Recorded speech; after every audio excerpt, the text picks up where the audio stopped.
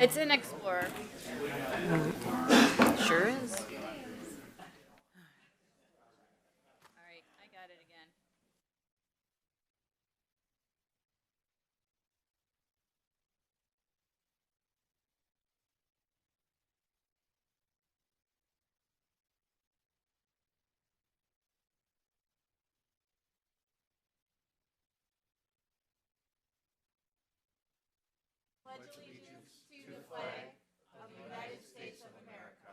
and to the republic for which it stands, one nation, under God, indivisible, with liberty and justice for all.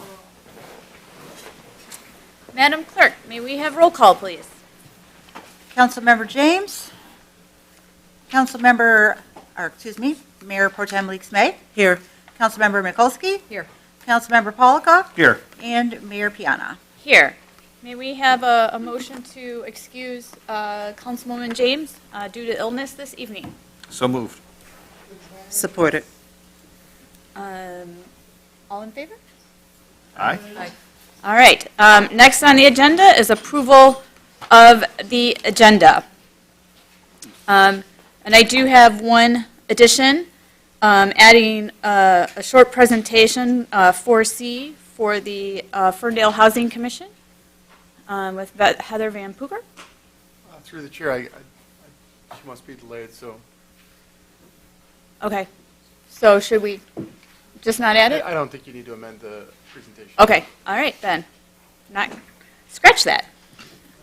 There is a motion to approve the agenda. I move that we approve the agenda as presented. Support. Madam Clerk, roll call, please. Councilmember Mikulski. Yes. Councilmember Polika. Yes. Mayor Pro Tem Leaks May. Yes. And Mayor Piana. Yes.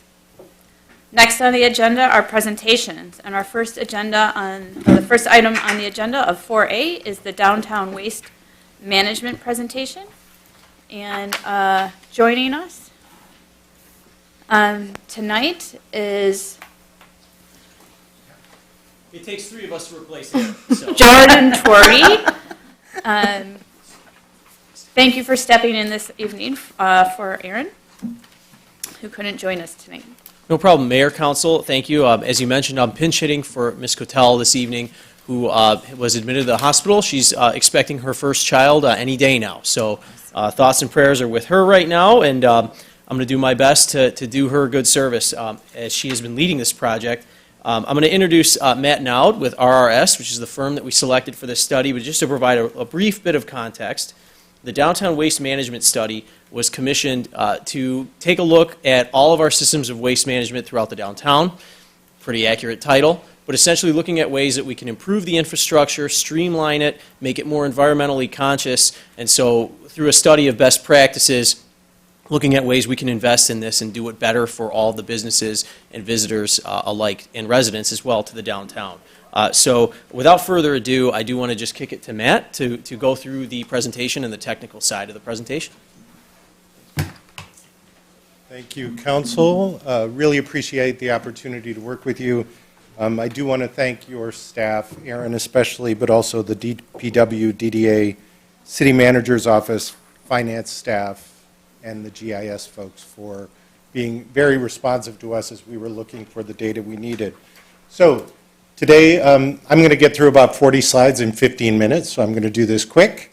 And if you have any questions, I'm available at the end. So introduction, purpose of the project, current conditions that we find in the downtown, challenges, opportunities, recommendations that we're making, and then any opportunity for discussion and questions.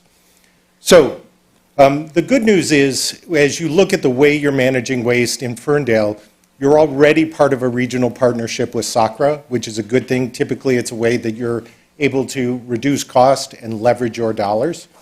You have stable funding, part of it through a millage, part of it through special assessment.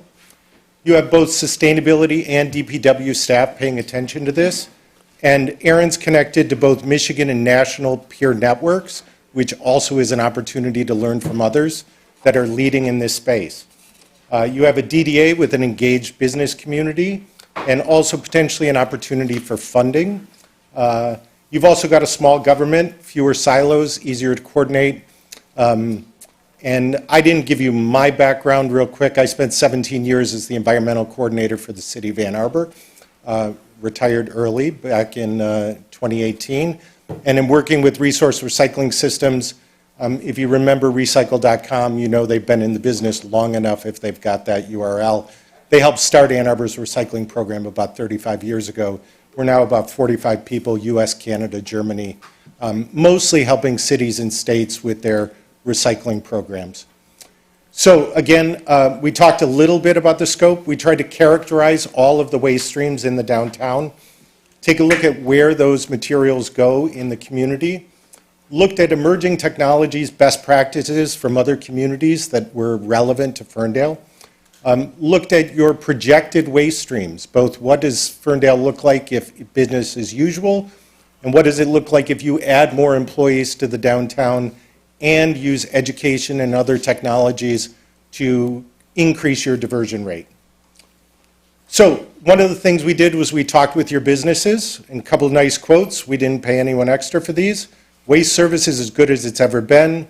DPW is great at power washing, quick complaint response. So businesses are pretty happy with most of the things that are going on in the downtown. This is community-wide. I just thought I'd toss it in there. So this is data from SACRA. It's one of the benefits of being in this regional authority is you have baseline data that you can use for benchmarking and measure progress. So currently, community-wide, including residential and downtown, diversion rate of Ferndale is about 31%. And I'll show you later, we think the downtown diversion rate's about 14%. So what did we find?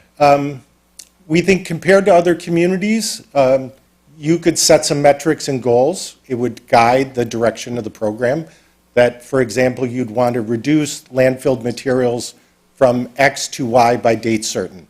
Many cities with solid waste plans have those. We've got some limits on the data we have, and I'll talk about that. Funding, the market's upside down. Recycling used to generate a fair amount of funding for the operators, both Ann Arbor, SACRA. Right now, SACRA is providing you about a $1,500 credit for all of the recycling citywide, or for all of the downtown recycling. So that's on a $2 million bill, so it's really not a lot of return. And then Headley's reduced your solid waste millage from 3 down to 1.2. There could be a better job with regular education and incentives. To do any of these improvements, you're likely to need more staff and more funding. You've got a bunch of vendors that are providing waste services in the public right-of-way, but there aren't agreements with the city, so it's really not under your control, and that's a relatively straightforward way to fix it.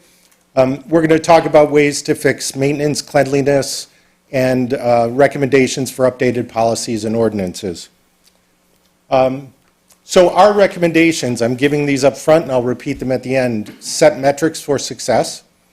We are recommending infrastructure investments that should have 4 enclosed collection areas, new landfill compactors, so the waste materials can go in sealed compactors with sensors, and I'll get to that tell you when they're full and need to be picked up. There's also sensor technology that tells you who's using them, which we'll get to as a way you could allocate costs. We think there's an opportunity to create compactors for both single stream and cardboard. Right now, things are just going in large dumpsters or carts.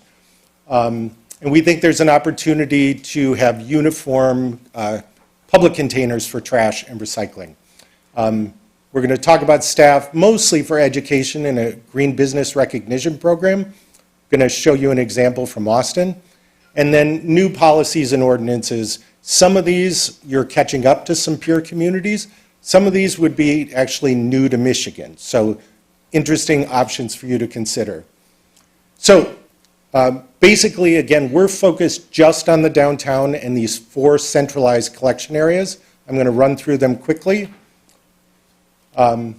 So this is Vester. I think this is northeast and it's in an alley. So it's uncovered, not enclosed, and a bunch of, carts all in the same place. And then East Troy, I'm lost my train of thought on the southeast area. Part of this is enclosed, but there's still a bunch of carts outside. This is the temporary location next to the dot. So that will move, most of that material will move inside the dot after this is done, and that will be enclosed. And then the Withington, which is enclosed, but there's still a fair amount of carts outside that area. So just a review of the 4 main areas we were looking at. So highlighting where your current material streams are, and in the red, I'm just highlighting all of your garbage goes, car trucking picks it up, and it goes to SACRA, but there's no requirement for any one garbage collector in the downtown. So there are other haulers with dumpsters in the alleys, and we have no idea, they don't do any reporting, so we have no idea how much material they're collecting in this kind of overall management scheme. Recycling, car trucking picks it up, but they also pick up the carts in the downtown, then they go into the residential area. So there's no way for us to know for certain how much recycling's happening in the downtown. Because of that, we actually built a model based on some data in California and business type, and so we created a new list of all the businesses in the downtown, the number of employees, and used that to do a good estimate for waste, recycling, fats, oils, and greases, and organics, because that then gives us an opportunity to say, if some changes are made, here's how those materials might shift from garbage, landfill material, into recycling and into organics collection. So FOG, I'm going to use that acronym, fats, oils, and greases. So you have a number of containers outside restaurants to pick up this material. Some of that, the city has agreements with those vendors, some do not.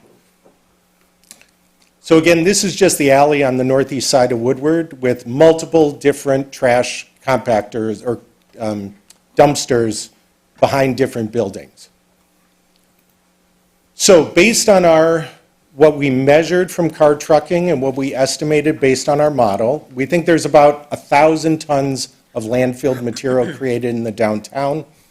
About 100 tons of single-stream recycling and about 50 tons of cardboard recycling.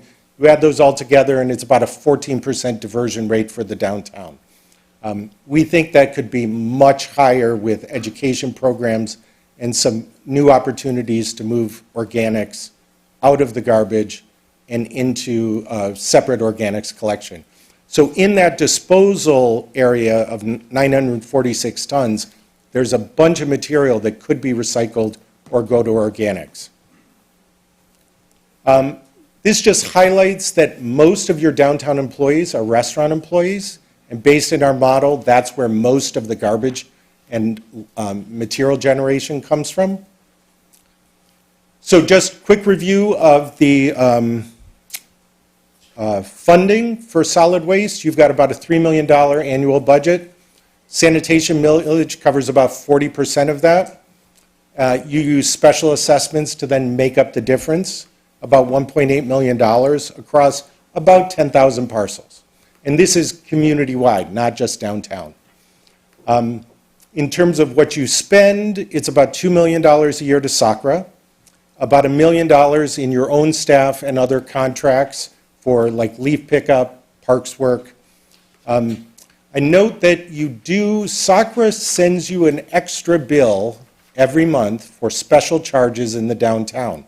And that's only to pick up, well, it's mostly to pick up trash from the compactors. So I highlight that because it's the one area we found where if you could reduce the number of trash pickups from the commercial district, you could reduce costs. So that's where these sensors come in, because right now car trucking comes in on a regular basis, empties these dumpsters. At this point, we have no idea how full they are when they get picked up. This sensor technology we're going to recommend, we think, is something that would reduce that exactly how much, we're not sure. And then your DDA has a contract with the DPW to fund the public can receptacle work. So from our recommendations, and I'm going to go through these in a little more detail, working with Aaron, we've created a draft implementation schedule that if you came up with the funding and staffing, you could set in this first year metrics, goals, and baselines, work on funding the enclosures and new compactors. Think about franchising your fog, so there'd be one hauler that would come in to take care of all the fats, oils, and greases. This is the one area that there's value in this material, so there is the potential you could actually potentially generate revenue. I'm not saying a lot, but compared to recycling, people want this material. And then based on staff and time, new ordinance development, based on the appetite of this group to regulate some of this in the community. So, again, I talked about what we're recommending: metrics, infrastructure investment, staffing, new policies and ordinances, new fundings, and through that funding, creating an incentive for your businesses to reduce landfilling and increase the recycling and organic separation. So I'm going to show you a few examples for enclosing these collection areas. And I'm going to focus on, this is Roanoke, Virginia. And we spoke with the folks there. They had a similar problem with people just putting their trash out, stuff running off into the gutters. They moved to this centralized compactor where each business has a key fob that registers that business. You need that fob to open up the doors of the enclosure. You need that fob to open up that compactor there. And you wheel your cart in, swipe your fob, it automatically gets dumped in, and there's sensors on that compactor that tell the vendor when to pick it up, when it's full. But now you're starting to get a sense for which restaurants, businesses are using the trash side of this. We think there's an opportunity to do the same thing with single-stream recycling. So this on the left, that's the green roof over the dumpsters in Grand Haven, Michigan.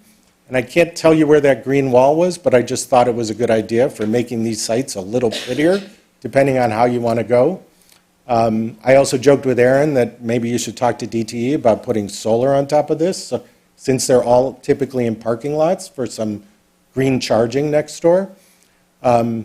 This, I just wanted to highlight, these are some murals that are done. If you just do simple, block around these to make them art in public places. These are some examples of both trash and recycling cans in different cities.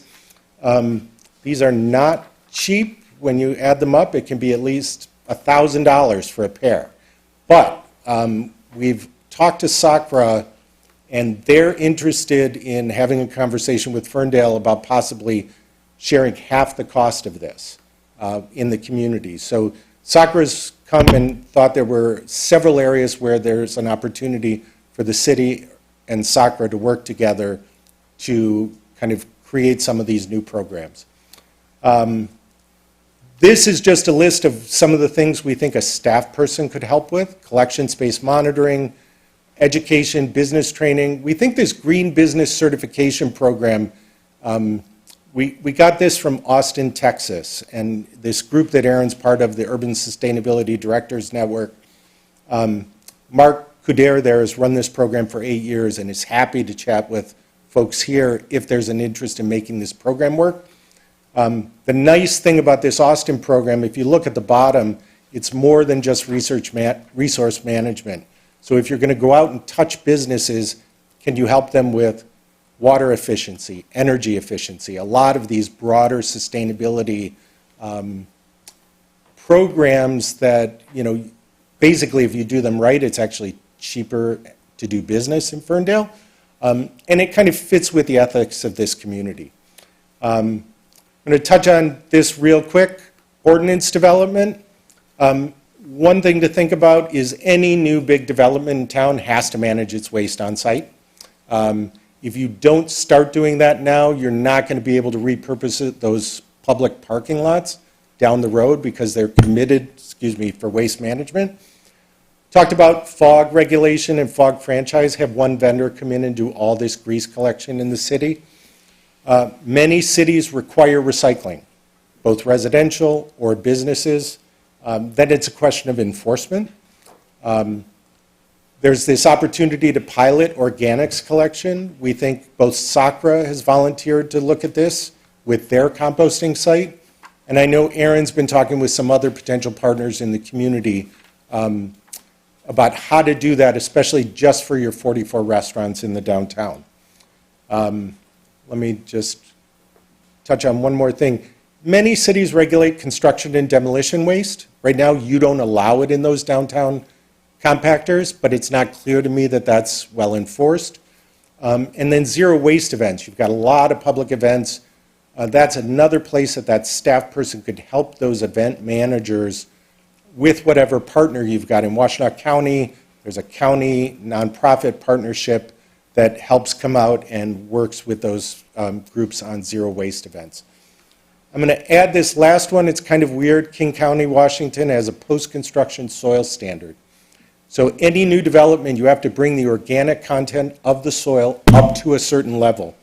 The reason that is a benefit is basically you're creating a market for compost. So if you're going to take organics from the restaurants, take it to SACRA and make compost, to the extent possible, we want to create markets for that material, bring it back into the community.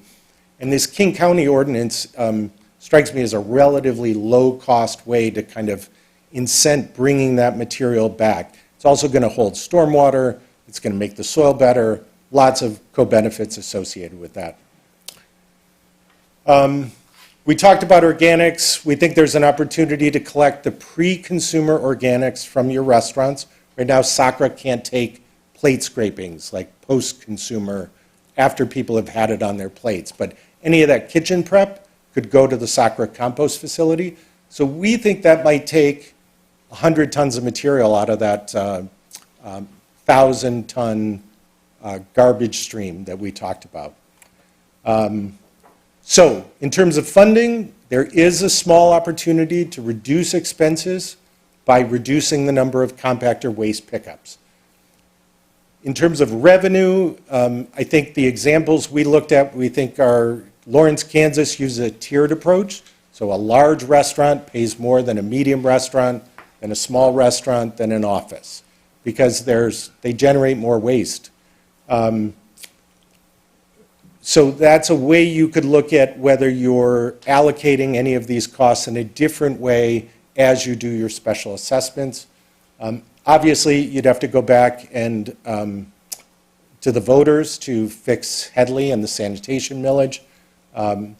Opportunity to have conversations with the DDA. They do a lot of investment with infrastructure in the downtown, and we're talking about those enclosure improvements and equipment. There's also, in Michigan, there's an opportunity to do business improvement zone. So with that, I would highlight the DDA currently in their TIF captures about $30,000 of funds that come from the sanitation millage. There's an opportunity there to think about whether those are funds that could be used to support this effort in the future. And then the really good news is your state government is starting to pay attention to recycling, $14 million a year in new money, lots of new grants, lots of competition for those grants, but I think you're in a position with good data to say, if we do this, we can show that there's going to be improvement from X to Y, which is something that Eagle's looking for. So with that, I'm going to skip that and stop at discussions and questions. Thank you so much for your presentation. I'm going to open it up for council, or actually, why don't I ask the city manager? This was an in-depth study, and I really appreciate the outcomes from this and the participation from the businesses that gave their input into this, and that's how we're going to drive solutions forward. Can you talk about what the next steps would be? Yeah, sure. This, if council recalls, this study actually goes back to last August when we talked about the need to better understand and grasp the situation in downtown in terms of both operation and strategic capital. That was partially partially an outgrowth of the dock construction. We knew that the public had requested an enclosure of the downtown dumpster, but we didn't necessarily have all the data to inform our understanding of the supply-demand dynamics. So what's to be expected is this sanitation plan and these short-term recommendations will be taken to City Council as part of the budget process. So just like everything else, we have activating on strategic plans is a critical priority for us. We definitely are not a plan-on-the-shelf kind of city. So we will slot in these tiered recommendations and insert them within the strategic plan context. And then the City Council will have a decision to make around what the funding priorities are around the sanitation fund. And we'll have that, a detailed report as part of the budget workshops review coming up. Also, there's a presentation that we're planning on giving the DDA during their April 9th meeting. They were going to have one this week, but as the CD director said, Aaron is going to be out on leave, so we're going to reschedule. Thank you. Okay. My one comment is that the Ferndale Environmental Sustainability Commission has been asking for years They have. for this type of recycling program, compost, and for compost recycling and waste management in our downtown. And so I think this is a really great step forward, and I appreciate you coming tonight. No, you're welcome. And if we can come back, well, I'll be coming to the DDA, but if there's a commission meeting or something that you think it's useful to kind of get that message out, do let me know. Excellent. Thank you for coming. You're welcome. Excellent. Thank you. Hi. We're not going to take comment at this time. We're going to move on the agenda, but thank you. Next on the agenda is 4B, and it's the COVID-19 coronavirus preparedness and communications update.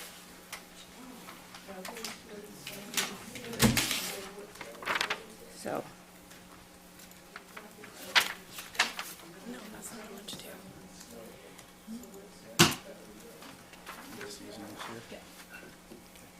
Hi, Mayor and Council. Good evening. Thank you. We're going to talk about the community update of the novel coronavirus, which is also known as COVID-19.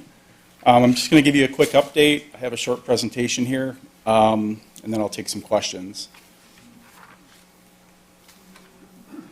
So, as you all know, this is a global situation, and there's a lot of fear with this, what's going on right now. So I just want to point out a few things. The risk is currently low in the U.S. There's about 600 cases, just over 20 deaths as of the 5th. Across the world, there's over 100,000 cases and, I believe, over 600 deaths. But if you compare that to influenza, in the U.S. alone, they get over 9 million to 45 million cases of the flu and tens of thousands of deaths. It's scary because this is a new thing and it's kind of unknown right now. So our job is to teach prevention and education to keep that panic down, but also education and prevention is the way that our community stays safe as well. Some similarities to the flu and the coronavirus, prevention, transmission, and treatment, and addressing the symptoms. The best thing to do for the coronavirus are some simple personal hygiene methods. And the first one's avoid people with contact who are sick. If people are sick, they should stay home, or family members kind of keep them contained in a different area. Try to keep a 6-foot barrier around people and your loved ones. But if an employee comes to me and says, I'm sick, I'd like them to stay home for the day. Avoid touching your eyes, nose, and mouth. Cover your cough when sneezing. A lot of people are coughing like this with their hand in their face. I recommend coughing like this. And then go wash your hands as well. Wash your hands before you eat food, or if you blow your nose or anything, wash your hands with soap and water for up to 20 seconds. If you don't have water and you have hand sanitizer, use a product that has 60% alcohol.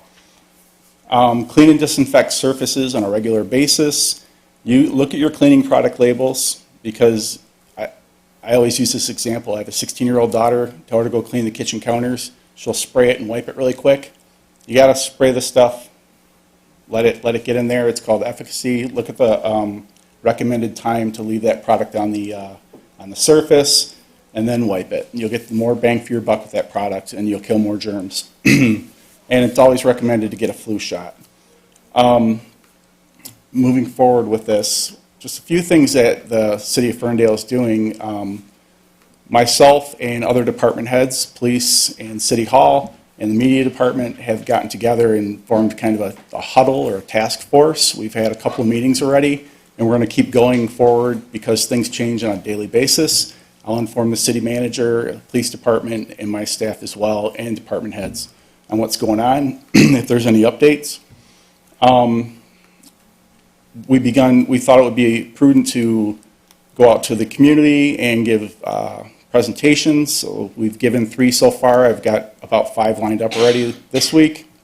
We're just trying to educate the public, hitting the key places with more population, the Ferndale seniors, the Housing Commission, the James, and even our CERT team, our community emergency response team. We meet on Wednesday and Thursday this week, and we're going to have an updated training on how to address this. And one good thing about CERT, we can give the information to those members, and they can take that to their neighborhoods and inform and educate their neighbors as well.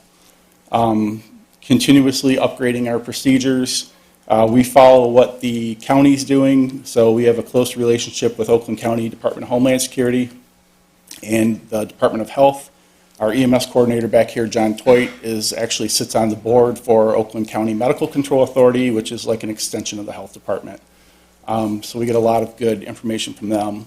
I get phone calls in the middle of the night from Thomas Hardesty, who's with Oakland County, and he fills us in. And they're taking the state guidelines, which the state in turn is taking the CDC guidelines. I would recommend to people, if they want to find out, there's a lot of things on the internet that are skewed. It's always good to go to maybe the cdc.gov, and they can find out the best answers. I'm sorry, sir. When you go out again, can you please use the back door for us? Thank you very much. So I'm going to direct this over to Kara. Kara put together, her and her team put together this PSA for social media and the website. So she'll talk about that for 1 second. Yes, just an update that we have a number of resources. Our communication specialist, Lindsay, has put together some social media graphics. We have a news site, we have a press release, we have a cable slide, and we have a number of updates that are set to go out. We expected to put them out today, but with so many questions coming in about the election and so many social media posts about it, we don't want this to get lost. So everything is ready to go, and we'll be following a communications plan that continually touches back to Chief Pichet and make sure that we're constantly in the know. But we'll look at it every week, definitely post at least once every 2 weeks until we've moved into the next phase of whatever this looks like. So we also, Chief Pichet could mention this, but we also have talked closely to our city clerk, and they make sure that they have some specifications that they're going to follow during Election Day tomorrow. Cleaning and sanitizing the equipment every 30 minutes, as well as making sure that there are good quantities of hand sanitizer available everywhere. So. I do want to add another thing. Thanks for mentioning the voting. So Saturday we came in and we gave a quick presentation to the 80-plus election volunteers, and they have an algorithm that Marnie's going to pass out that they can perform once every 30 to 45 minutes on how to, wipe down the machines and kind of take precautions because there'll be more people in that area. The fire department provided rubber gloves, and Marnie went ahead and ordered the disinfecting wipes, and people have been taught about the personal hygiene. Another thing, we were looking at this several weeks ago in January, so we started ordering supplies. Some of those supplies are on back order, but we do have a good cache of supplies, and like I said, we're in touch with the state and the county about all these things. Also, our dispatch is ran through the police department, and Chief Palazzolo, along with Captain Toit, had recommended an algorithm for our dispatchers, so when they get a call from somebody, they can go through the signs and symptoms and relay that information to us before we arrive on scene. Major signs and symptoms for this are the cough, the fever, and shortness of breath. And I hope somebody would call 911 if they had shortness of breath otherwise. Another thing to consider is the weather's changing. The pollen's going to be out in the air and stuff. There will be some people with the runny noses and everything. I didn't feel good this weekend, but I don't think I had coronavirus. I took some Sudafed and I felt pretty good. So if you need help, call us, but I will keep you guys informed on this, okay? And I think we'll keep our community nice and safe. Thank you so much for this information. I think I speak on behalf of everyone on council. We wanted to make sure that the city was being proactive and ready and working with our partners across the county and state. And so I really appreciate all of this educational information for our residents and business owners as we navigate this sort of unprecedented pandemic that's obviously global right now. So hopefully we won't have it as bad in the United States as elsewhere. Excellent. Thank you very much. Thank you. Any other questions? All right, thank you. Thank you. Next on the agenda is the call to audience. Just wanted to say that council sets aside 30 minutes for people to speak on any topic not on the agenda. And if more than 30 minutes is required, the mayor can choose to extend at the end of the meeting to conclude public comment going forward after the regular agenda. Ask that you keep your speaking to 3 minutes, and I am going to time you. Please, welcome tonight. Thank you for coming. How are you? Those that know me know what I'm all about. Got a little surprise for you. It's something different this time. Quick question, since you guys, I had close quarters, what have you guys decided on doing on the lawsuit? If we win, are you guys going to reimburse everybody in the city their money for the belongings they lost? Also, you know, you guys are building all these expensive apartments, this and that. Quick question, and I'm sure I'm not the only one. For many years, myself and then many people have gone to every business here in town, and every time it's, we're not hiring, we're full, instead of just being honest, despite the qualifications of experience, and just say, we're not interested, rather than saying, we're not this, it's this, Also, tax-wise, I was talking to the guys next door while waiting to use the can to wash my hands. And I asked this guy, and of course the same, to the new mayor, quick question. What are you guys planning on doing with the vacant buildings that keep popping up all the time because of the high taxes, whether it's property tax, whatever? So far, the AT&T place has been closed forever.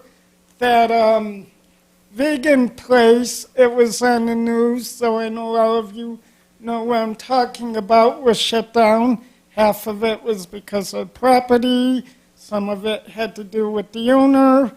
And then you got my home away from home, the Mish Chicago Pizza. I went there not too long ago, as I did every week. They closed. Now you got all these buildings going up that I'm sure is going to be high-priced living. So what are you going to do about these vacant buildings?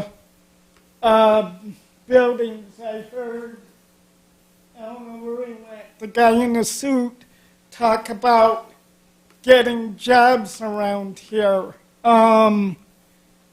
Again, when is this going to happen? There's more vacant buildings that you guys could brainstorm.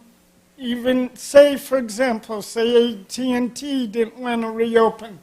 That's okay. You guys can collectively get together, come up with some kind of small businesses, whether you guys all put your money together and open it up or whatever. I mean, this is not making any sense to many people in this town that you're putting up all these high-rise, expensive apartments and now this other, and in the meantime, Thank you very much. I just wanted to I'm remind you, you're almost at done. 3 minutes. this is going to be my last. I've been here several times where the same person has been up here 3 times. Those two right there know what I'm talking about. So with closing, what are you planning on doing with all these empty buildings and all us residents that are qualified to work in all these restaurants that are constantly telling them, we don't need anybody, and then you go in there and you see new people. All right, thank you I'm very done. much. Thank you for coming tonight. Let's get it together. Thank you. Good evening, Miss Elster. Welcome. Thanks. In regards to downtown waste management, because I wasn't allowed to speak at the presentation, for 50, 60, 70 grand, they recommend that the city increase the sanitation millage to all property owners, including residential property owners, and special assessments to all property owners, including residential property owners. So we're supposed to pay to make the back alleys of the downtown look uniform and pretty. What? As residential property owners, we're supposed to pay for this. I don't think so. And they're talking about incentivizing business owners that won't police themselves. But we got to fit the bill? Foot the bill? Are you kidding me? And we paid big bucks for this consultation and this recommendation? This is what I'm saying. All these consultants got these left field pipe dreams that they're imposing on us, and you're eating it up. Just, yeah, give us more, give us more. Make us feel important, give us more. Stop it. Just stop it.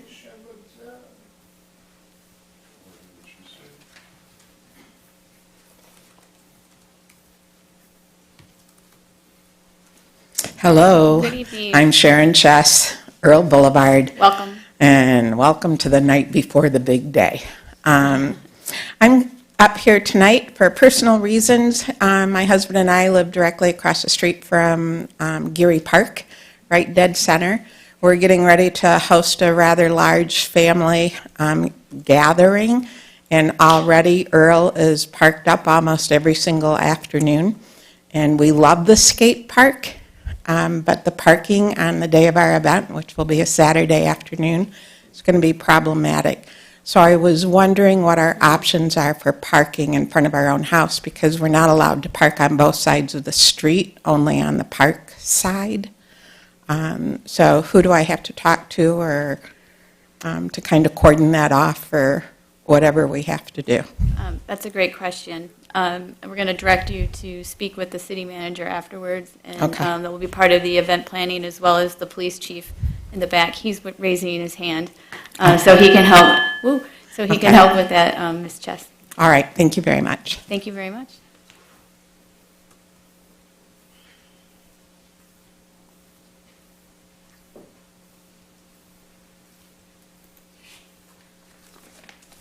Good evening. Good evening, Mayor Piana, Council members Leaks May, Mikulski, Palika, and City Manager Collette. My name is Robert McGee. I'm a former mayor of Ferndale and currently live in Ann Arbor. I traveled here tonight to tell you about a recent incident regarding the Ferndale Police and Fire Departments. Their quick actions and professionalism saved the life of a dear friend who was suicidal. 30 years ago, I sat where you now sit, and a young resident stepped up and became a highly respected community leader. Not only a volunteer to myself, but also to Mayor Pam McCullough. This resident also became a strong supporter of the police and fire departments. When Ferndale's second worst tragedy struck, the Yapel fire, where a family of 5 perished, This person befriended the surviving family members and helped them during this dark time. When they did not have the strength to enter the burnt-out home to salvage memorabilia, he did. As a matter of fact, he arranged for the city manager to place a dumpster on the front lawn, and he personally sorted through the entire home before it was demolished. Before the fire, the Ferndale firefighters had established a free smoke detector program with their own money. A few nights after the fire, he called me at 9 p.m. to say the fire department had run out of smoke detectors. I thanked him and said I would contact the department in the morning. Apparently, that was not good enough. That evening, he went out and purchased several dozen and took them right over. One of the surviving family members fell on bad times. He brought them into his home while they got back on their feet. I could continue on with countless stories of the generosity and love this person gave to Ferndale. Many years ago, he was publicly recognized and honored by this city. Sometimes life is cruel, and people simply reach the end of their rope. That happened to this person last Thursday evening. However, he made that phone call for help, and Lieutenant Collette of the Ferndale Police Department, the officers on duty, and the Ferndale Fire Department knew exactly what to do. Based on their actions, today he is receiving the help he needs. Like you, Mayor Piana, I once gave out life-saving awards to the police and fire departments. There is no doubt in my mind that the quick actions, compassion, and professionalism of the Ferndale Police and fire departments last Thursday evening saved a life. They didn't know who this person was. To them, it was a life. It didn't matter who it was, because this is what they do. They save lives without hesitation or question. I just thought you should know about this particular life they saved and the role he played in Ferndale's history. Thank you. And by the way, Ferndale has never looked better. I may live in Ann Arbor, but my heart will always be in Ferndale. Thank you. Thank you so much for driving out to Ferndale tonight and visiting us and sharing these great words. Thank you. Anybody else? Good evening, Mr. Flores. Yes, buenas noches. Good evening, Mayor, council members in the city of Ferndale. My name is Augusto Mike Flores on Weddington Street. There seems to be a narrative that comments and questions from this podium are somehow anti-development, anti-council, anti-progress, and the list goes on. However, I would like to introduce another narrative, a narrative that encourages our community to be curious about our city government, to approach this podium to demand transparency, to ask questions when accountability falls short, and ultimately applauds residents for their engagement. The negative I'm proposing is pro-Ferndale. And because we're all pro-Ferndale, all questions, comments, inquiries will hopefully be received by all with their true intent. How do we collectively make Ferndale better? I would like to start over to help introduce this new narrative. Buenas noches, Council. My name is Augusto Mike Flores on Weddington Street, and I am pro-Ferndale. Because I am pro-Ferndale, I would like to share the following comments. As it relates to the agenda, can future agendas please identify the amounts being requested? This will accomplish two things. One, consistency between the consent and regular agenda, and two, support transparency by reducing barriers to easily and quickly understand topics council will be voting on. I believe this is the third time this request has been made to council. As it relates to the DOT, it has been 4 weeks since council has approved $1 million and postponed an additional $1 million for the missing fourth floor and additional changes. However, we have not seen a formal update on this multi-million-dollar project. Whether it's the city manager, the contracted program managers, or the construction company, I highly recommend the community be given formal updates during city council presentation or the DOT website be updated accordingly. I believe this is the second time this request has been made to council. In the private sector, or even in my own home projects, this lack of transparency and communication would be unacceptable. I hope it's unacceptable to council as well.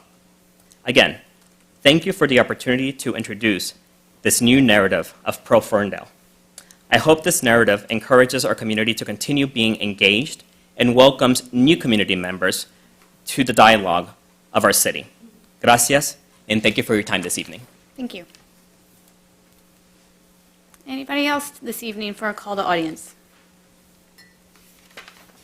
Seeing none, we are going to move ahead to the consent agenda, and I'm going to read the items Excuse me, off Your the Honor. consent agenda. I'm sorry, call to audience is now closed. Is more jobs. I'm sorry, thank you. More jobs. Next on the consent agenda is 6A, approval of minutes of regular and special council meetings held February 10th, 2020, as submitted by the city clerk. 6B, approval of purchase of hydraulic shoring from Efficiency Production in the amount of $3,207.77, expense to be charged to the Water Sewer Fund capital outlay account number as listed. 6C, with amendment at the end here, approval of the Gravity Art Fair and Skate Contest Agreement between the City of Ferndale, Parks and Recreation Department, and Reveal Productions, an authorization of the Parks and Recreation Director of City Manager to sign the agreement, and this is the new part, pending approval of the special event permit by City Council. 6D, approval to purchase concrete breaker attachment for skid steer from Southeastern Equipment Company in the amount of $7,900, with the expense to be charged to General Fund, Department of Public Services, capital outlay, and the account number listed as submitted by DPW Deputy Director. 6E, approval to authorize City Council Member James Leaks May, Mikulski, and Mayor Piana to attend the Michigan Municipal League Capital Conference in Lansing on March 24th through the 25th, 2020, at the cost not to exceed $2,200 to be charged to the City Council Travel and Education number as submitted by City Clerk. 6F, approval to renew existing agreement with DSS Equator Corporation to include the installation of a new recording system, hardware, and 5 years of maintenance updates through 2025 for $32,268.75 from the account listed as submitted by the police captain. And finally, 6G, approval of the bills and payrolls as submitted by the city manager's office and subject to review by the council finance committee. What is the pleasure of council?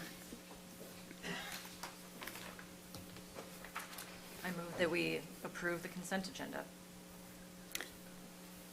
Support. Moved by Mikulski. Through the chair, that was just as presented with the additional amendment. With the additional amendment. Yeah.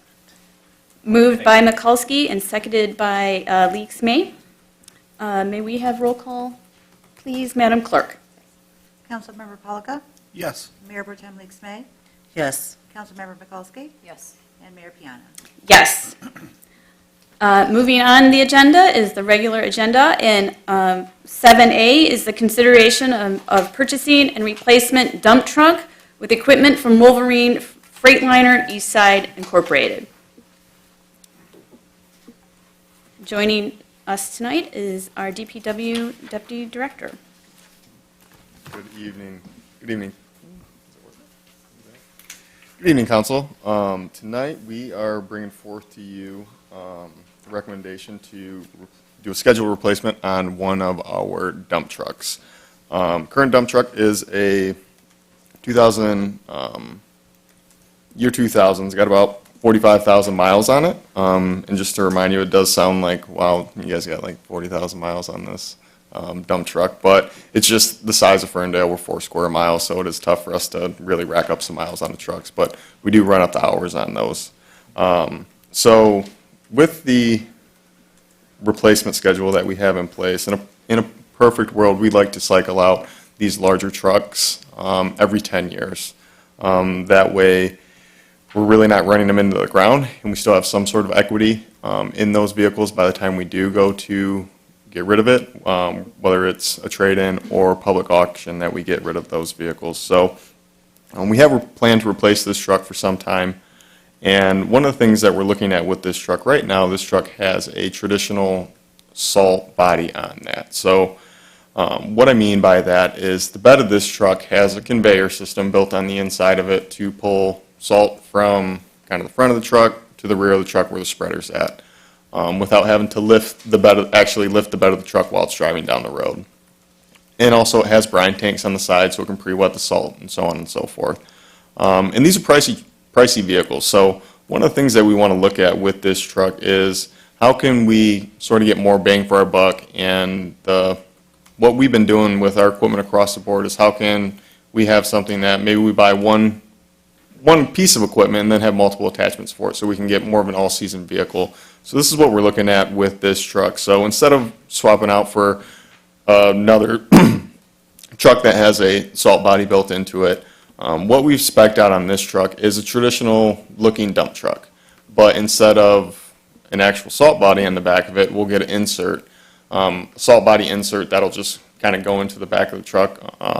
And this is due to, we're seeing other agencies run this sort of system. MDOT will even run them on some of the highways and stuff like that. And we've heard great things about them. And these V-box inserts for the salt spreader is nothing new. It's not like this is the latest and greatest thing that came on the market. This stuff has been around, but we want to understand, well, it doesn't necessarily make a whole lot of sense to just have a truck that is great during the wintertime when we have some sort of a winter to really get utilization out of it, and to get these trucks out on the road and basically try and run them all year long. And then when we do use these trucks for additional hauling, when we're pushing leaves during leaf season, it is less of a mess on the actual salt bodies themselves. Granted, we do well with keeping up with the cleaning on those. So that's what we're looking for in this truck. We do have, granted this is a diesel vehicle, I did speak with our vendor at Wolverine Eastside Freightliner just to get an understanding on when they're looking at EV trucks. So this style truck that we have for the vocational uses, he's thinking we're probably going to see Freightliner start really going to production with those maybe 23, 24, 25. They will begin production on their more highway trucks, their larger semis and light duty, kind of your box delivery vans in 2021. So it is something that's out there, and also pricing out and looking at what compressed natural gas would do, and that's just a cost thing. That came in about $40,000 more than this style of truck because of the equipment on that. So the one nice thing, this is a much more emission-friendly truck than what we have now with the DEF system and so on and so forth. The Cummins L9 engine does have a greenhouse gas rating for 2017. Not where we're at right now, but it is still a very good engine as far as emissions and stuff like that goes. So we would like to purchase this vehicle from the Rochester Hills Municipal Cooperative that we're a part of, with I think it's 47 other communities in our area, just to help us get an economy of scale when it comes to purchasing larger trucks from Wolverine. And we've been running Freightliners for the last few trucks, so we've been having a lot of good luck with them. They've been performing well for us, so we want to continue down that path because it is nice when it comes to maintaining inventory stocks for our vehicles. So the upfitting by this truck will be done by Knapheide via the My Deal contract. Knapheide's been doing the upfitting on the majority of the vehicles that we've been purchasing over the years. They've been doing a great job. They're very responsive if there's been some sort of issue with the new build out and stuff like that. So we would like to continue going down that. We budgeted, I believe, $235,000 for the purchase of this vehicle. Overall, between the chassis on the vehicle and the upfitting side of things, $232,000 that we're going to pay for out of major and local road funds. We've been trying to move some of the bigger cost vehicles out of the general fund since they are quite pricey, and sitting down looking over the numbers with our finance director. It makes sense to do a purchase out of major and local funds as it is allowed with Act 51 for this type of work, because it's going to be doing work on the major and local roads the bulk of its time. Do you have any questions? Through the chair. Regarding the 232, 160,000, oh my goodness, I think I forgot what I was going to say. Okay. Did you, or was it discussed as to, I mean, I understand that this is kind of a combined, a multi-use truck, that this will be a multi-use truck. Is there a number as to how much this will save as pertaining to having, separate vehicles since we're now consolidating down to this one, if we approve this tonight? Is there an extensive savings for not having the two vehicles? Well, so for example, if we were to just get in a traditional salt truck, last year, I believe, when we purchased our most recent one, because we do have one that truck's kind of Woodward and 8 Mile are that truck's babies, which makes sense for the lane miles and stuff like that we got going on there. So that truck was about $240,000. And so if we were to purchase a $240,000 salt truck plus an additional dump truck, the last ones we ordered ran $137,000 for just a plain dump truck. Unfortunately, they're pricey pieces of equipment. So instead of buying two, we'll do the one purchase. So if we're just eliminating one full truck, just upfront purchase costs, you're probably talking around $130,000, $140,000 plus. Yeah, we will have some additional maintenance costs because we're going to be running this vehicle more often, but you're not maintaining two trucks at that point. And then with decreasing the overall size of our fleet, it does help us free up room. I think most of you have probably been to the DPW yard, and room is one thing that is hard to come by these days. So if we can overall decrease the amount that we have in our fleet, it's just an overall cost savings across the board between whether it's out of majors or locals or general fund and so on and so forth. And that's what we're really trying to do, is just be much more efficient and more effective with the equipment that we have. So overall, we've been doing a really good job. We've been having quite a bit of luck with it, and I think we'll continue to do so. Are there goals to utilize, to kind of take that approach in the future regarding other vehicles? I mean, are there ways? Oh, absolutely. I have a beautiful spreadsheet with a method to the madness behind it all. As far as one of the goals that we're going to have for all of our new vehicles across the board is what's going to make more sense for us to have? What are we going to use more? What maybe don't we have now that is something that, hey, instead of buying that truck, we should have brought this style truck. So that's something that we're looking at across the board. In the future here, you will probably see me come up here to ask to purchase some pickup trucks. Well, instead of purchasing a normal regular cab 3-seat truck, I will likely come to purchase a 4-door truck. So instead of sending 4 people out in 2 vehicles, we can send 4 people out in 1 vehicle. And just trying to be more efficient all the way around, because that comes down to fuel costs, inventory costs, labor for mechanics, and just the outright vehicle costs. So we're doing our best to try and save as much money and allocate our money best wise, whether it's general fund, majors, locals, sanitation, and so on and so forth, because we do have a large chunk of change that is just dedicated solely to vehicles. So as long as we can get the best bang for our buck across the board and manage our inventory properly, we can significantly lower costs for the future. Thank you. Are there additional questions of fact from council for Dan? Do we have any idea on what sort of compensation we're going to expect from the sale of the other 2 vehicles? So this is we're just replacing 1 truck right now. So it's hard to say. It will go out for public auction. I would like to maybe truck's still got life in it, but it has been worked very hard, and it does have some issues with it. Body's not in the greatest shape. In a perfect world, between $5,000 to $10,000 would be great for this truck. That's why one of the things that we're doing in staggering these replacements is to get ourselves on a good replacement schedule and keeping in a good financial position across the board with the city, replacing our vehicles at 10-year to 12-year date versus a 20-year date is going to significantly have an impact on the resale value of those vehicles at that time with maintaining the equity in them.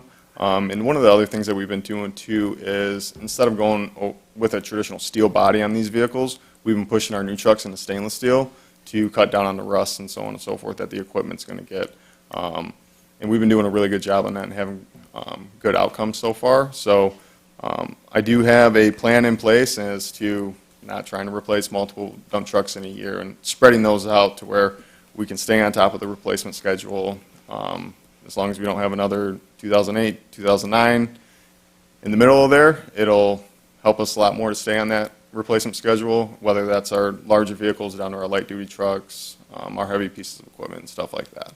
So that's what we're striving for in a perfect world, but we understand that we do have some budget constraints, and other departments like to get new vehicles and have payroll and stuff like that. So we'll wait a couple years for some new trucks and stuff like that. But end of the day, our folks, just like the police officers live in their patrol vehicles, 9 times out of 10, our folks live in our vehicles. So while our facilities aren't the nicest, if we can keep our vehicles in pretty nice shape and get them on a good replacement schedule, they'll be happy to live in those things versus the yard. So, which is good because it means we're out doing work and getting stuff done. So that's what we're looking for. Through the chair, I would also just like to acknowledge that part of the current council strategic plan called for an update on the fleet management policy that was collaborated between the sustainability planner. And so we expect that policy led by the assistant city manager to be delivered as part of the budget process coming up in the next few weeks.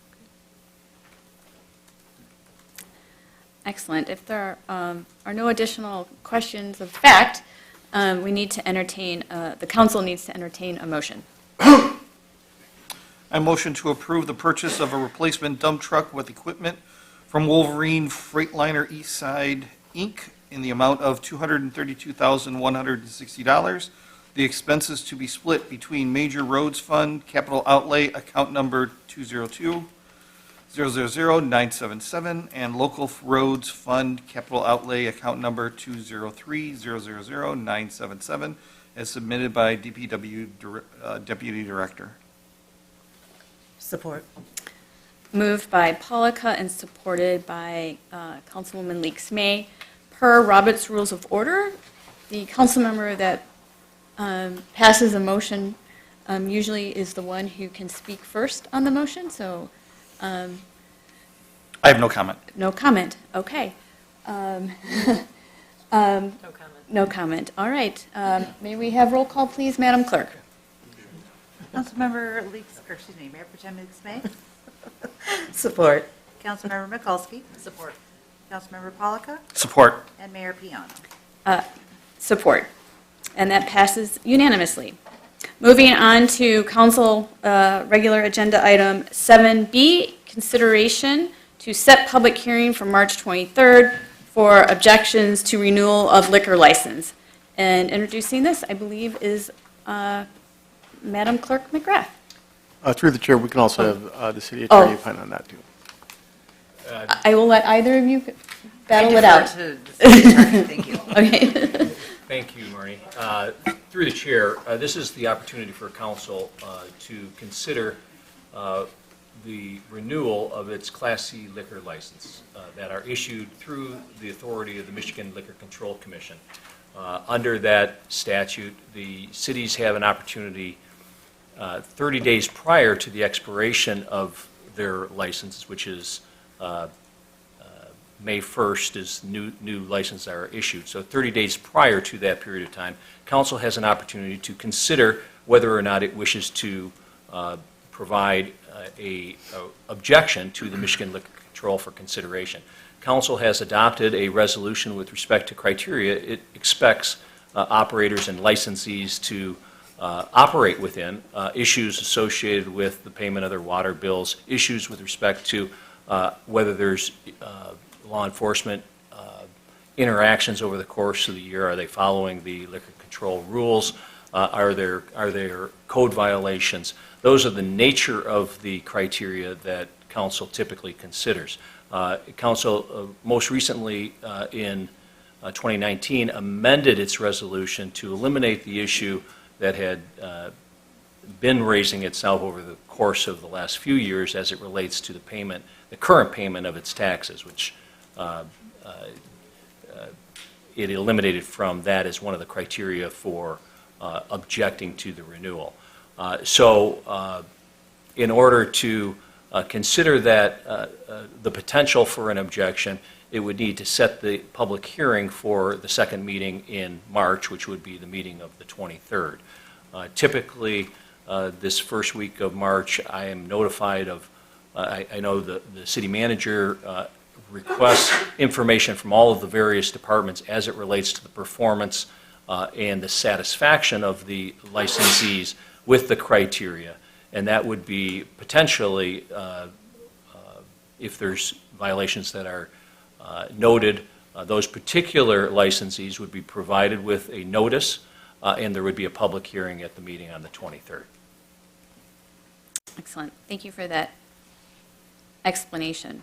Basically, this is a two-step process. This is the first step, and this has been part of our procedures for forever? For a very long For a period very of time. long period of time. And that number, most communities do, that are less than 600,000, have similar types of processes. The reason that the council has the adopted resolution is to provide notice to the licensees as to what their expectations are. And so it would be against those specific criteria that council would evaluate whether they're in compliance or not. Not every year has council provided an objection to the Liquor Control Commission, and the modification to the resolution that it considered last year probably will have a further reduction in those that council might consider objecting. Excellent. Thank you. At this point, we need a recommended action from City Council.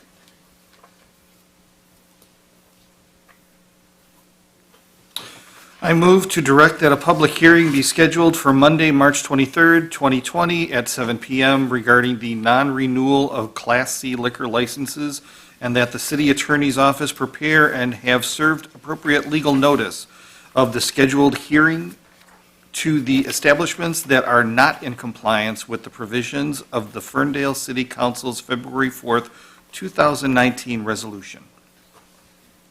Support. Moved by Polika and supported by Mikulski. Any comments, starting with? No comments. All right. Anybody else? Madam Clerk, may we have roll call, please? Councilmember Mikulski? Yes. Councilmember Polika? Yes. Mayor Pro Tem Leaks May? Yes. And Mayor Piana? Yes, and that passes unanimously. Moving on to item 7C, consideration of the bid award for the 2020 pavement improvement program to Cadillac Asphalt LLC. And welcome back, Mr. Antostic. So it is that time of the year again for us to overwhelm you with construction outside, not just outside of Ferndale, but also inside of the city of Ferndale. So we are making progress here with the road bond that was issued in 2015. So this year, we're shooting to do 6.1 miles worth of road resurfacing, some curb and gutter work, crosswalks, bringing them into ADA compliance, and all that fun stuff. So this year we had 5 bids for the road project, from low bid from Cadillac Asphalt at $3.5 million. After we get through this year, we'll be at the 50% mark for the road bond paving. Overall, things have been going quite well for us.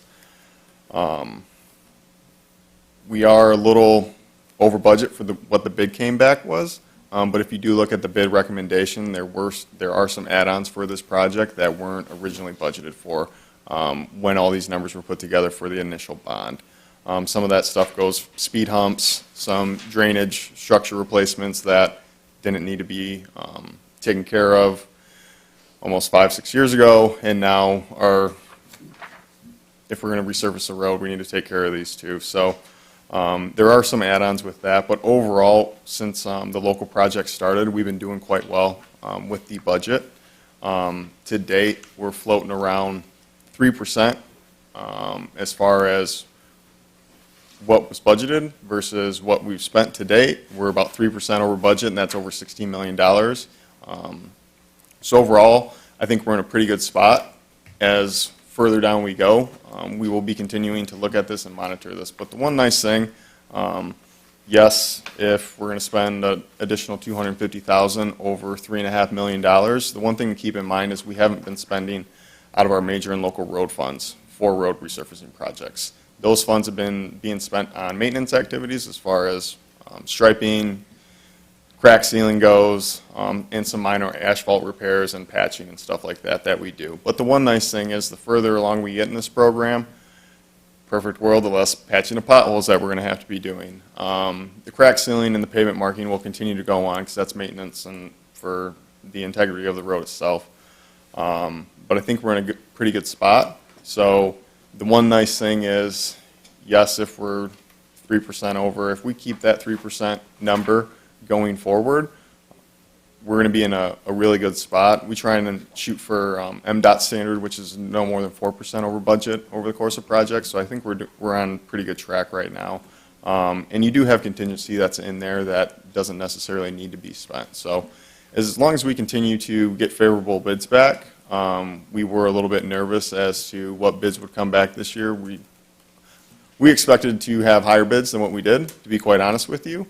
It will be interesting to see what happens if the state goes through with their bonding and the amount of money that's going to be spent in this area. You do have I-75 project that's still going to be around for a few years, but it doesn't seem to have, it's probably impacting costs a little bit, but it'll be interesting to see if the state goes through with everything, what that'll do to our costs, if that's going to drive up material prices, if that's going to drive up just labor in general, and so on and so forth. But we will figure that out when we get there, fingers crossed. But we've been doing well within majors and locals and not spending a ton of money, so we have money on the back end to make sure that everything does get resurfaced. So we would like to award the bid to Cadillac Asphalt to the tune of $3,500,490,490. And that's based on their bid tabulation that's attached to the bid packet. Through the chair. Cadillac Asphalt, granted, they came in at a lower bid than what was budgeted. But is there another reason as to why you've chosen them? Have we used them before, or what's? We have not worked with Cadillac before. Our engineering firm, Giffords and Webster, have had the opportunity to work with Cadillac on other projects outside of the city of Ferndale and have had positive experiences working with Cadillac. They are in the business of asphalt. Cadillac is a fairly good-sized company that does asphalt work. Also, they operate a couple plants within the area. We have purchased asphalt for patching from Cadillac Asphalt in prior years, since I've been here with the city. And they've had positive experiences with asphalt. The references all checked out. So they're not kind of a fly-by-night company that just underbid it and stuff like that. They do good quality work. So we are looking forward to working with them if you do award this bid. And we feel like they will do a good job throughout the community. What is the process of the, who checks the references for these companies? We have our engineering firm, Giffords and Webster, do the reference checks for us. Justin Wellman, if you'd like, can probably speak more on that as far as the reference side of things goes and who we talk to for that. Good morning, Council. Oh, good evening. Yeah. Good evening. Yeah, so Cadillac Asphalt's one of the major asphalt contractors in the area.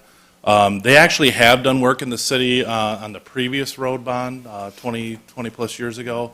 I have worked personally with the project manager at Cadillac Asphalt on other projects over the last 10 years. Also, their subcontractors that they're using, they actually worked in the city last year working on Pinecrest and Woodward Heights.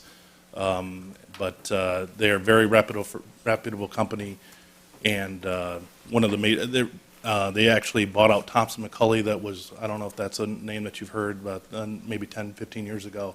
So they're actually one of the bigger, more quality contractors that you could possibly get in the city. Thank you. I did have one question. Anybody else on City Council? I do. So I noticed on the map that part of the work is going to be done on East Saratoga between Faro and Bonner, and actually a little bit east of Bonner. I know several years ago, we sold, it was called Saratoga Park, but it was nothing more than a strip of grass, along the street. We sold that to Garden Fresh. And I thought we had vacated part of that road.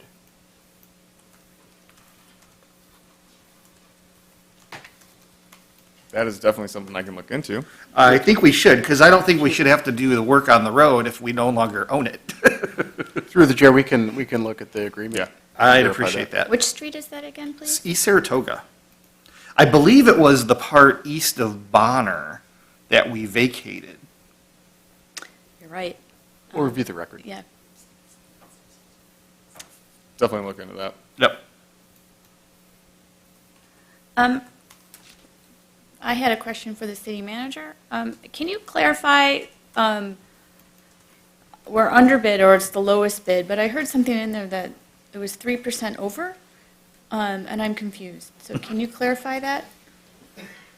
Probably better clarified, honestly, through the project manager. The people through Justin Wellman, probably the people. So what I meant by that is, over the course of the road bond, since we started spending, with the add-ons that are unforeseen circumstances, or installing speed humps, or having to do additional drainage structure adjustments, over the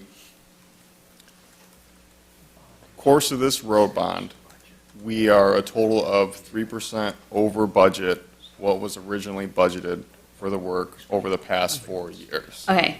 So that 3%, we try and stick with MDOT standard for trying to stay no more than 4% over budget. And with that, just kind of wanted to put in perspective that where we're at right now is still a good place over the course of this project since it began, and that yes, this is over budget from what we planned when they put the original numbers together for the road bond issuance itself, because material costs have changed over time and so on, but that because we're spending out of the road bond, we're saving dollars in majors and locals. Through the chair, I'm sorry, there's actually just 2 points of them. I'm looking at the specific scope now. 2 points I would make. One, some of these add-on, quote-unquote add-on costs are a result of updates to the city plan, specifically the Ferndale Moves plan of the complete street structure, which actually created a new mechanism for speed hump requests. Right. Right, so that didn't actually exist 6 years ago. That's a reaction to a new policy. And number two, I see some sustainability-related improvements that also weren't in place at the time 6 years ago that we've made. So new stormwater requirements and such on. So. Okay, thank you for clarifying. Are there any other questions from council at this time?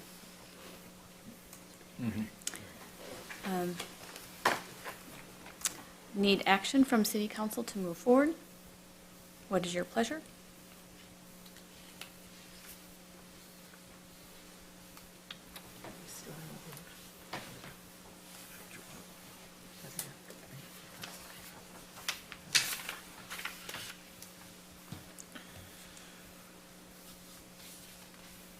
I motion to award the bid for the 2020 pavement improvement program to Cadillac Asphalt LLC for the per unit cost of $3,549,491, and the expense be charged to road bond account number 450-000-977-700, and approval for the DPW director to sign contract documents following the approval of the city attorney.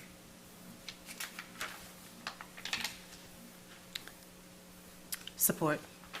Motion by Polika, seconded by Leaks May. Are there additional comments from council, starting with Greg? Just a confirmation. So this is actually, these funds are coming from our 2015 road bond. Yes. That was approved by the voters. It's not Yes. coming out of general fund. This was all planned. We knew back in 2015 that we were going to spend this money. Yes. Thank you. And we still got till 2025 that we'll be working on this project. So after completion of this year, we'll be at the 50% mark. Excellent. Thank you.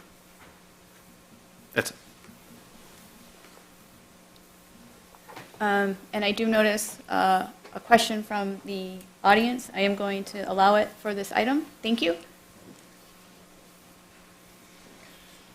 So according to the February 10th item 7H, which was tabled,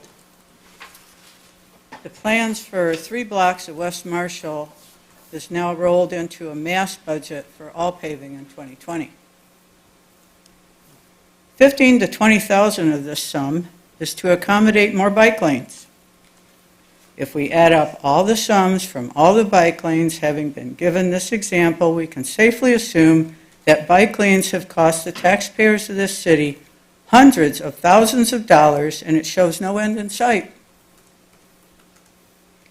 I would like to propose that city policies and precedents no longer be made by SEMCOG or our local bicycle gangs. Good old Giffords and Webster Engineering gets $173,000. This is just for West Marshall. Gets $173,000 of our tax dollars for drawing up plans which maybe took 8 hours drafting time with the aid of software templates. You go through our tax dollars like water. When it blows up, it will blow up in the faces of all of us who have held this city dear to our hearts. Thank you. There is a motion and a second on the table. Any additional comments from City Council? I do. Has a point. I'm sorry. If you have a question, I need you to go to the podium. Thank you. Please state your name.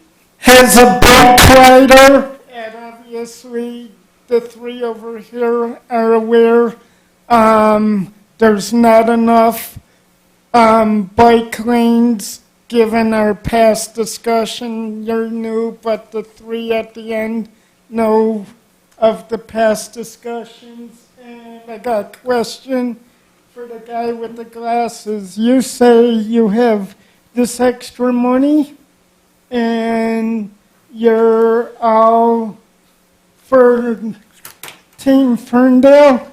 Put it towards getting some jobs in here to help pay for All right, thank you for your comment. expensive building or apartment. Thank you for your comment. Just to be noted, West Marshall is not included. That is a separate project that was bid separately. And we did reject bids for that project to redo the scope because of the cost overage on the bids that came back for that. So West Marshall is not included in on this bid document. Thank you for clarifying. Appreciate it. Madam Clerk, may we have a roll call, please, on this item? Councilmember Polika? Yes. Mayor Pro Tem Leaks May? Yes. Councilmember Mikulski? Yes. And Mayor Piana? Yes, and that passes. Moving on to the last item on the regular agenda, 7D, consideration of bid award for the 2020 Water Main Improvement Program to FDM Contracting.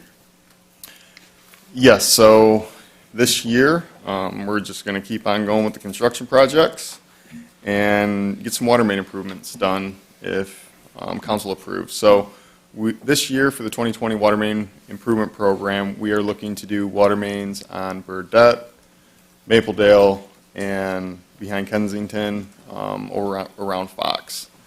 There's a lot going on in this bid overall. Those were the 3 planned water main projects that we had scheduled and budgeted for. While we're doing Burdette, there is virtually no sidewalk over in that section of the city.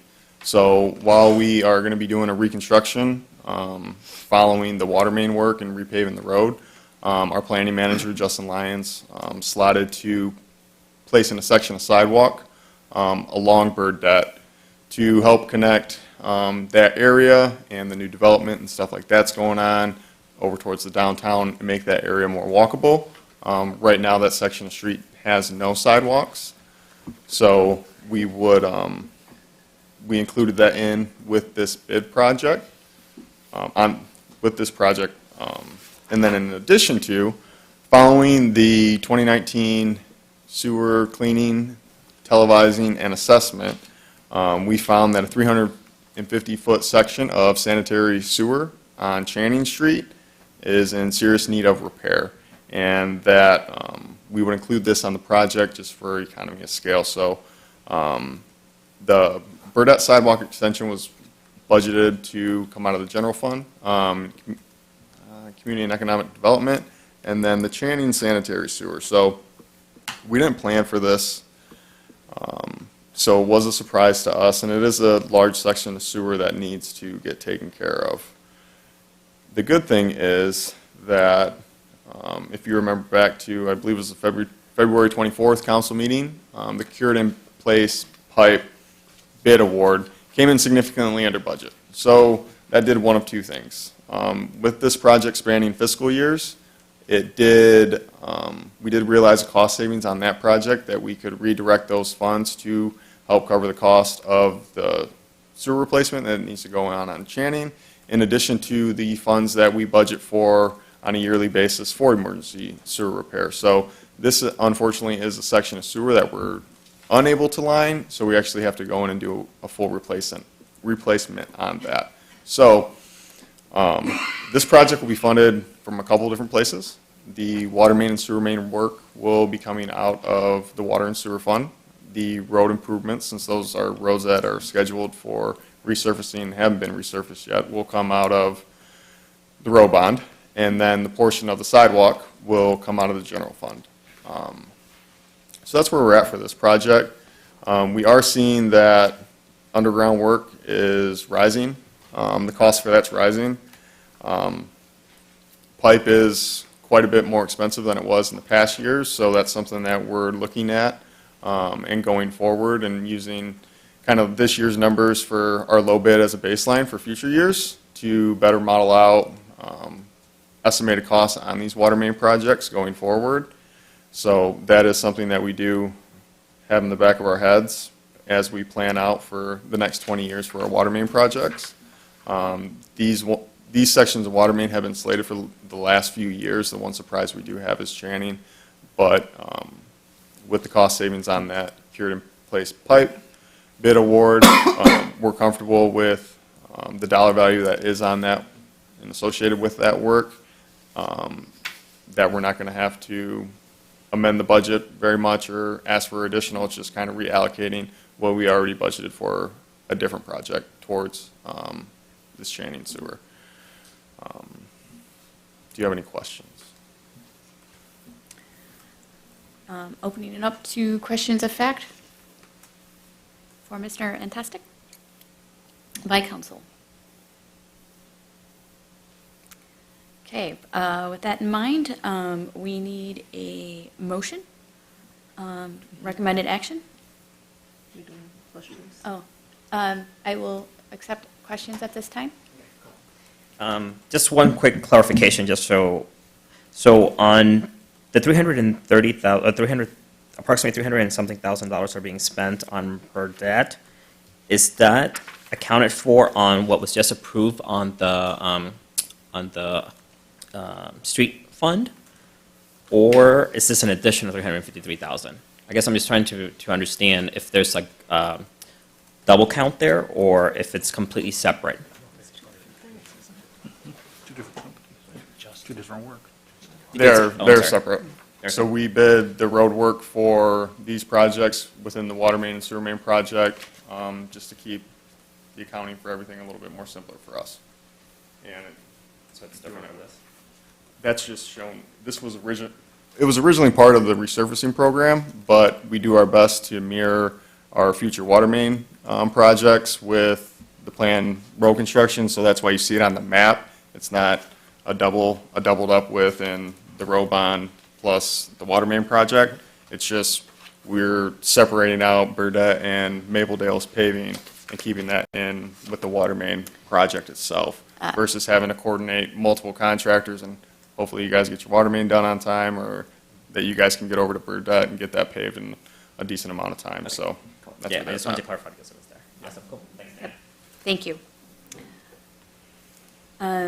Next is council action. A motion, please.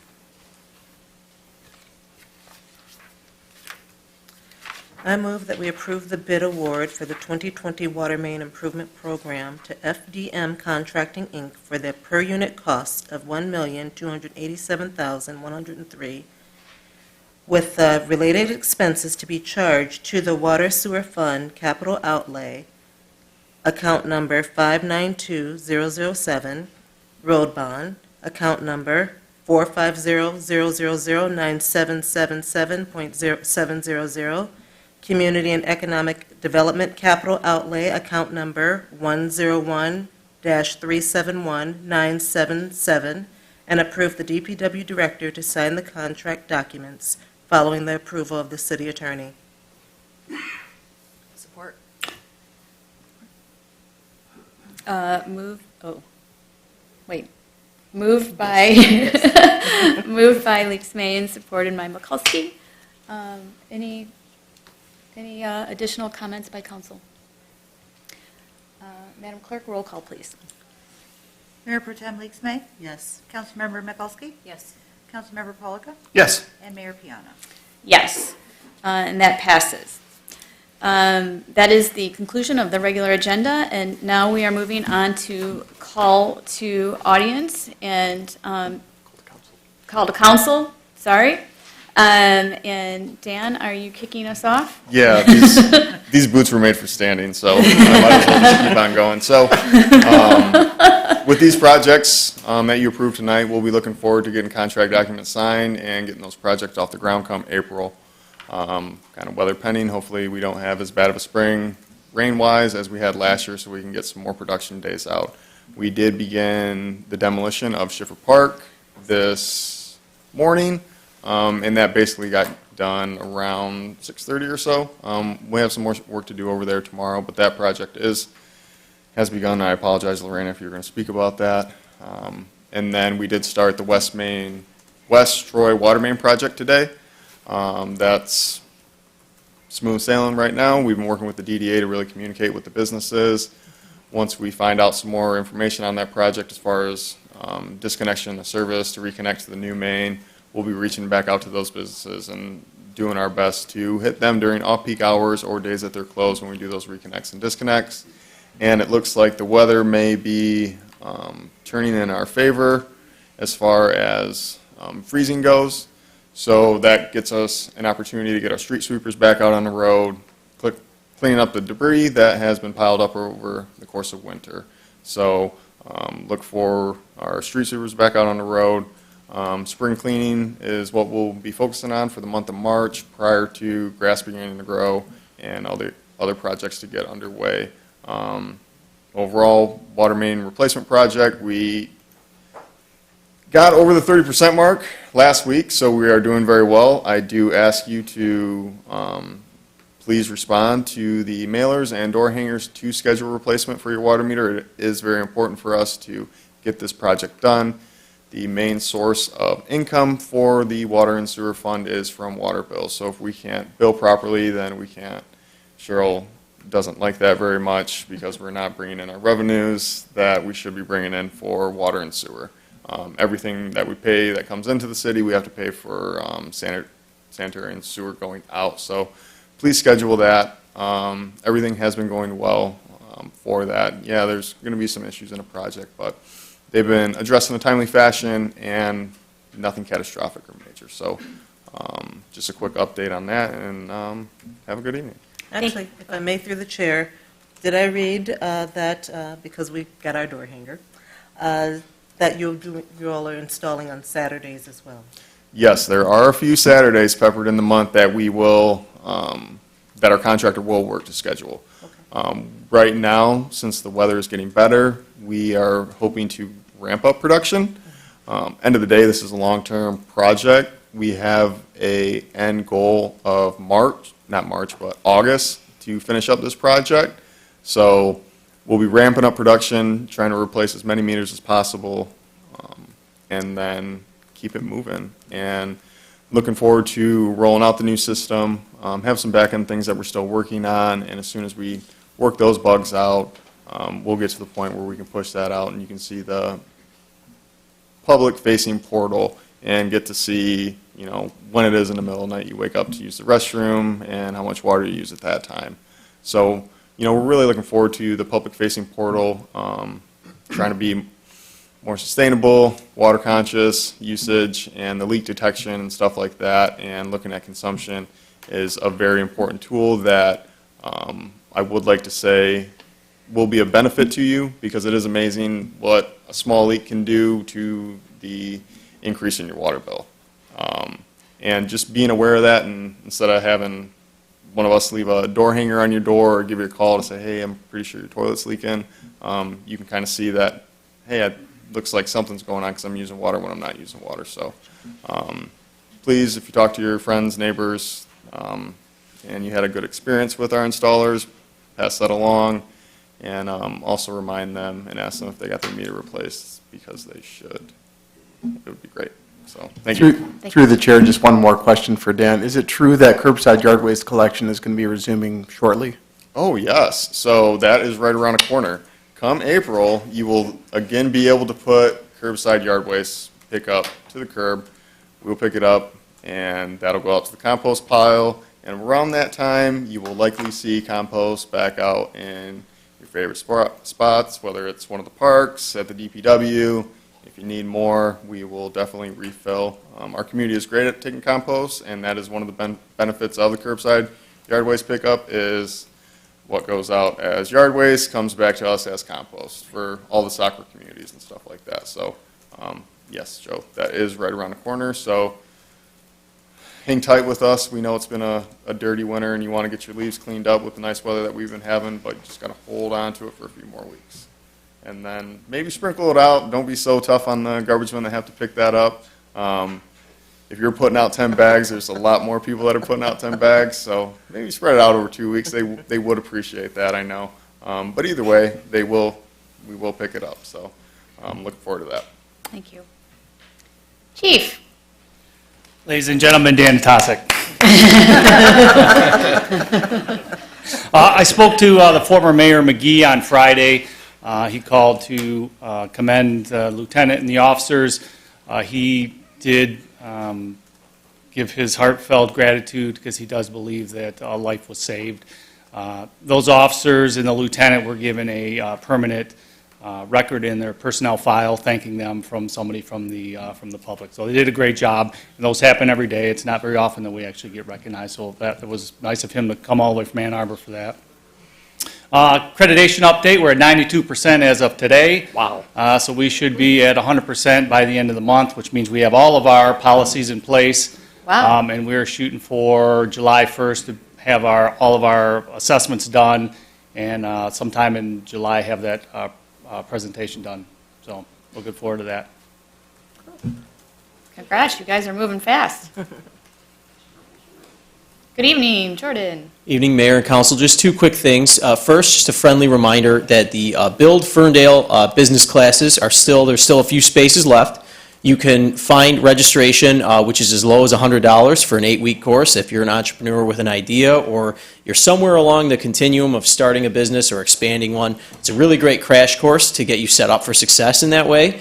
You can go to the city's website and just type Build in the search bar, and it shows up once you start going to, because it hits Google, and you scroll down a few and you'll see the first city link is the Build Institute classes, or you can go the old-fashioned way to buildinstitute.org/build-Ferndale. But again, I would say just go to our search bar and it'll be right there. Again, it's as low as $100. The classes start April 6th and they run through May 1st. There's no classes on May 25th due to Memorial Day, and they're held right here at Ingibizo here in Ferndale. The second quick thing I want to throw out there is just to thank everybody who showed up to the community meeting here in these chambers on February 26th on a very, very snowy day to take part in the community meeting for the Community Affordability and Inclusive Housing Action Plan meeting. We had a full room and lots of great input. The notes from that meeting are going to be posted online on the project page if they're not there already. We're still accepting input all the way through the end of the project, so your input still matters. It's shaping the plan, shaping the goals that will be pursued and put before council in a presentation. So you can go to that project page. That's another one. If you go to the city's website, you see the big green boxes. If you click current projects, you'll see the one that says affordable housing. Go there, and all the documents are there. All the slides that we had, all the discussion points, they're all posted online. And so you can reach out to anyone in the CED department, and we can answer any questions you have. But I just want to thank everyone who showed up to that, and just warmly invite anybody else that wants to provide input to that process. Thank you.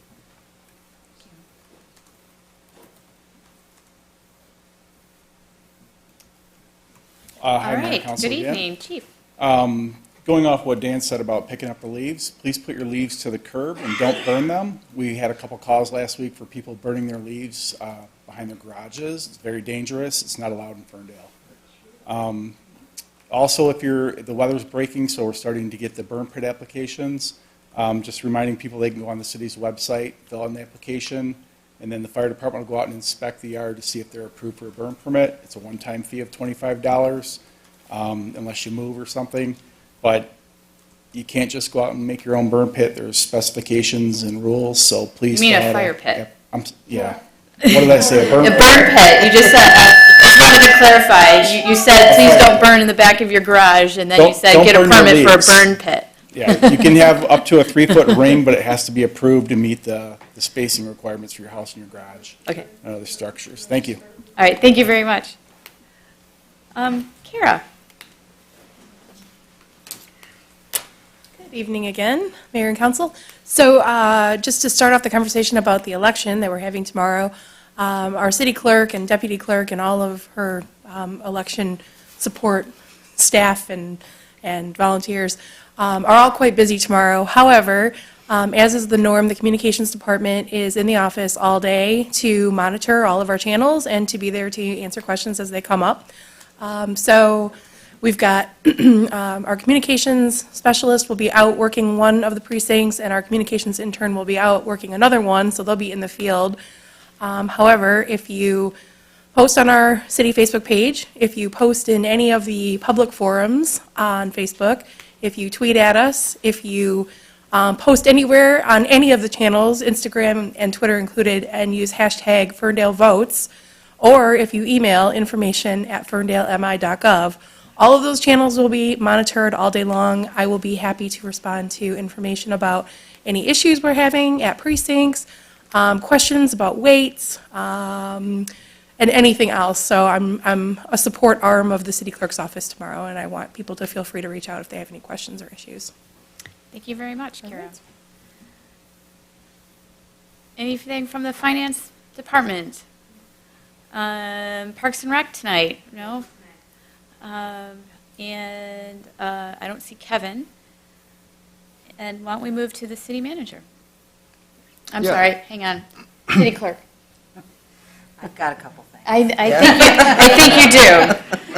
Actually, first off, I'd like to announce that polls are open from 7 a.m. to 8 p.m. tomorrow. Everyone who is in line at 8 p.m. gets to vote. So this is the first major election we've had since the new regulations allowing absentee voting with no reason. So we have more than doubled our absentee voter issues from March of 2016. As a matter of fact, we're double and about double above that. We have actually exceeded the November presidential election absentee ballots. So we will have 3 crews of people tomorrow tabulating those during the course of the day. For folks who are going out into the polls, just a reminder that if you are used to vote at the curling club, you now vote at the Ferndale Free Methodist Church. There are 2 polling locations set up there. We'll have a greeter who will get you to the correct precinct once you get into the building. Tomorrow, it is a closed primary, which means that you are required to select one of 3 ballot types in writing on your application to vote. Also, Secretary of State Benson has noted that results are likely to come in quite late. The with the uptick in absentee ballot absentee ballots that have been issued statewide, there has been legislation proposed to allow earlier processing of those and later processing. Nothing has changed, so we have to stay here till everything is done, which for Ferndale, like I said, this is about comparable to the November 2016 presidential election for the really big communities. I'm glad I don't work for them. It's very likely that statewide results won't be available till the next day. I expect Ferndale to be done on election night, but not everybody in Michigan probably will be, so asking a little patience there. I just want to clarify for people who don't know that state law prohibits city clerks from tabulating absentee voter ballots until on election day, correct? Yes. Right? So, our volunteer base, did you have to increase the volunteer base to handle that because such many more absentee ballots? Yes. Is that what We you had to added do? a third absentee counting board. Okay. Yeah, that's what I thought, that's what I had thought. So thank you for that. Yep. And also, thank you to everybody. Thank you for everyone who voted AV with us over the past weekend and the last few weeks. We were slamming busy all weekend long. We issued hundreds and hundreds of ballots. I want to thank Fire Chief Pichet for helping me get together an action plan for taking care of our voters and our staff on Election Day tomorrow. So we've got plans in place to keep our equipment clean and lots of supplies for people to keep their fingers clean as well. Want to thank the residents who will serve as precinct inspectors tomorrow. It's going to be a very big day, and there are 6 people in this room right now who will be working tomorrow with us, and a lot of members of the community. And it's a big job, and I just urge patience for people who are out voting. I think a lot of the we might have a lot less folks going into the precincts with this absentee ballot increase, but then again, it might just be, we're just going to be that much busier. So thank you to everybody who's helped. Thank you to staff. Thanks to Kara for lending me her staff and being my eyes and ears out there tomorrow. And with that, please go out and vote. Thank you. Thank you very much. I'm sorry, this is not an opportunity for the public I'm sorry, this is not a time for public comment. We're going to move to the city manager. Thank you. Yeah, Mayor, I have a couple comments. One, I would remind council and the public that the annual city council budget workshop, which kicks off the budget season, is scheduled for Saturday, March 21st in council chambers between 9 a.m. and 4 p.m. This is just council's first annual budget workshop to receive initial inputs from staff and to work on prioritization as part of the strategic plan. So this year, we're going to actually, because this is a new council, we're going to modify our biannual strategic planning process and fold that into this budget process. So this new council will have an opportunity to review current priorities, edit, add, and there will be a facilitated process for that. This meeting will be published consistently with all other public meetings that we have. So you'll see that published shortly. Second, the Housing Commission Director did message me with the intent to just present to the community that they won a substantial award amount from HUD. I believe about $200,000 was awarded to HUD, so that was a fantastic announcement to her. I know that hopefully she can plan on making a brief just acknowledgement to council during the March 23rd, but congratulations to the director and everybody over there for that. And then my third update would be regarding the DOT. Again, there was no action to be taken at this time, but as I said at the last meeting, I would expect to come at the second meeting of March with the specific goal of providing an accurate timeline as a result of the previous month's activities. So over the last few weeks, and still currently, I'm having multiple discussions with all the multiple partners that are involved in this project, including the developer, the construction manager, engineers, the legal teams, the state of Michigan, and the MEDC, and the DDA. So there's a lot of layers and interests involved in this project. And so because this was a change order, this change order has multiple implications for all those layers.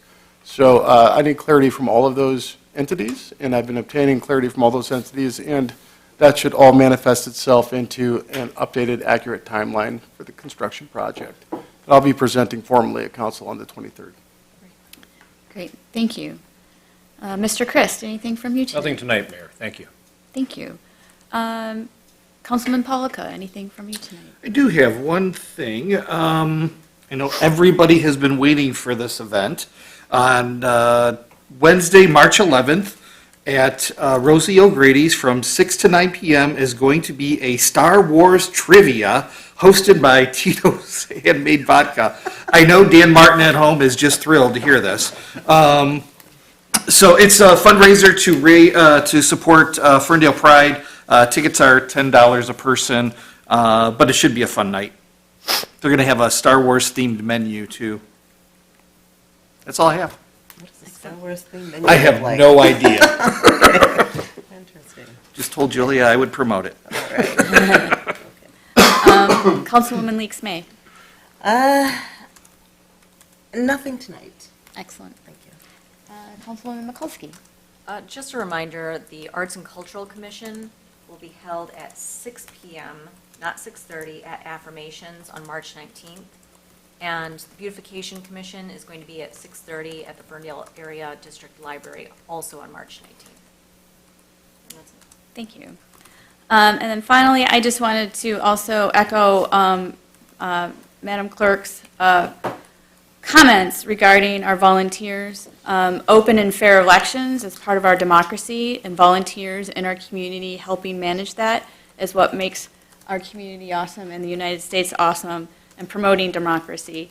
So thank you for stepping up and helping out in this almost unprecedented election. And this is what happens when you make voting easier at the state level by removing barriers to absentee voting. And this is the result of more people voting. And I think that is good for everyone, for local government, state government, county government, and federal government.